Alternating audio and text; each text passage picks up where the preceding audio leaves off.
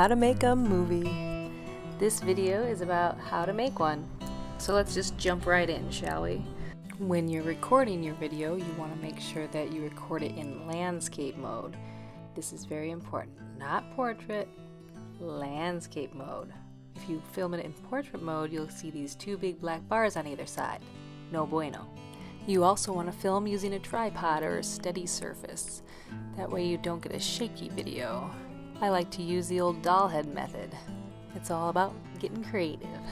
Once you've figured out a good position, select the camera icon on your phone to start. When you're recording by yourself, I find that it's helpful to record in selfie mode. That way you can make sure you're centered in the frame the entire time. Another important part of recording is having good lighting. You don't want a setting that's too dark where you can't see, or too light where your subject looks overexposed.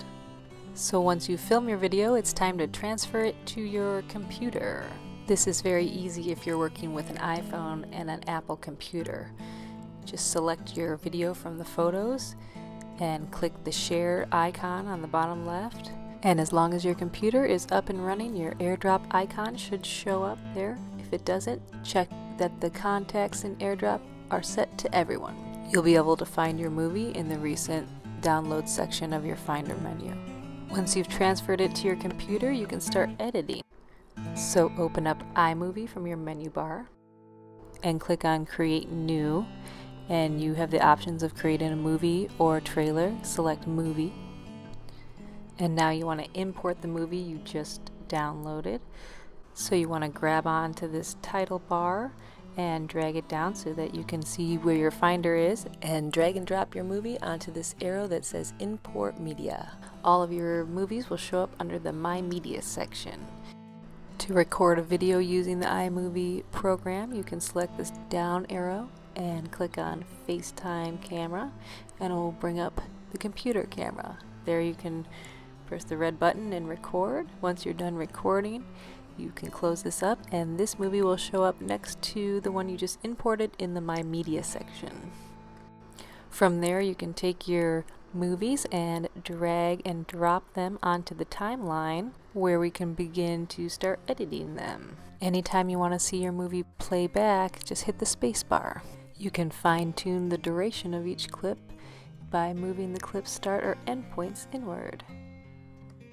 To add a title to your movie, you'll go up to the tab that says Titles and choose a title theme, and then just drag and drop it onto your timeline in front of the video or wherever you'd like it to go.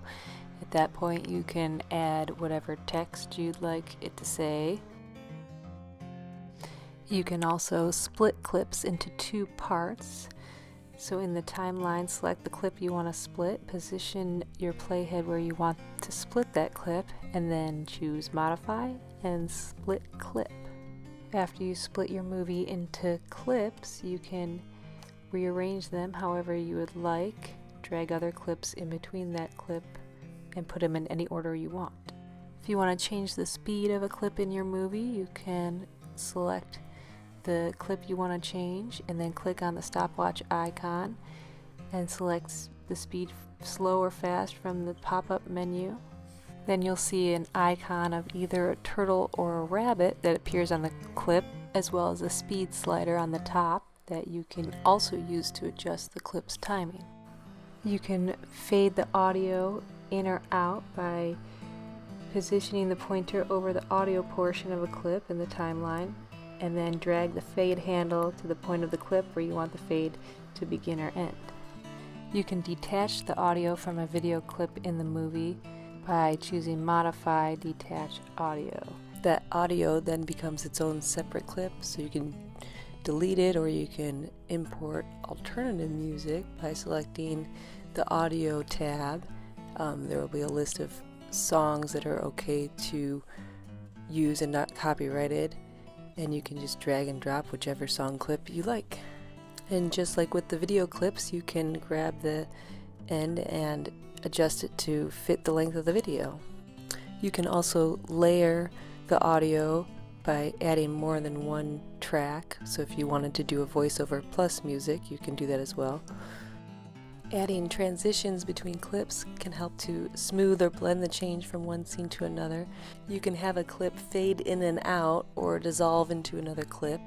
You can set iMovie to add transitions automatically, or you can add them manually yourself.